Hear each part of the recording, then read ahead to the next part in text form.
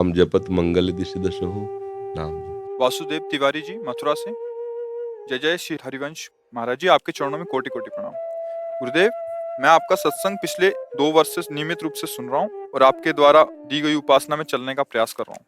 महाराज जी, मेरा प्रश्न यह है कि कर्तव्य कर्म या सेवा करने के लिए मन में संकल्प करना पड़ता है तथा एक तरफ संकल्प रहित होने की बात आती है, ये दोनों एक साथ कैसे हों? असत संकल्पों का सत संकल्प से त्याग करके फिर देहाभिमान का भाव त्याग देने से सत संकल्प भी लय हो जाता है। कांटे को जो लगा हुआ है उसको निकालने के लिए वैसी ही आकृति वाला यंत्र चाहिए, अर्थात दूसरा कांटा चाहिए, फिर उसे निकाला जाए। असत संकल्प, गंदी बातों के भोगने का जो संकल्प बनता है, गंदी क्रियाओं का, बिना संकल्प की क्रिया नहीं होती। पहले स्फुरणा होती, फिर उसका संकल्प बनता है, फिर क्रिया होती है।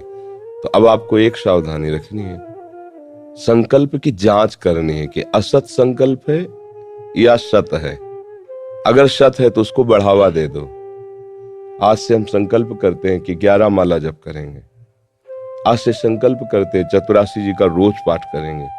आज से संकल्प करते हैं हम प्याज लहसुन नहीं पाएंगे। मतलब अगर वो हमारा संकल्प सत की तरफ जोड़ने वाला है तो हमें बढ़ावा दे देना है। फिर असत का जो असत धारणा, असत विचार, असत क्रिया, असत भोजन, असत चिंतन, जहां इसका त्याग हुआ तो बचा सत। उस सत के प्रकाश में देखता है कि मैं करता नहीं हूं, तो असत संकल्प बनना भी बंद हो जाते हैं, फिर संकल्प रहित जीवन हो जाता है। तो किसी भी उच्च अवस्था की प्राप्ति के लिए पहले उसकी युक्ति हमें चाहिए, और युक्ति के अनुसार चलें तो चल नहीं, ऐसे रोक ही नहीं सकते संकल्प। वो तो 1 सेकंड में बना लेगा संकल्प, फिर आप परेशान हो गए। तो हमें बनाना है संकल्प, पर सत संकल्प बनाना है। असत संकल्प का त्याग करते हुए सत संकल्प वाले बनना है।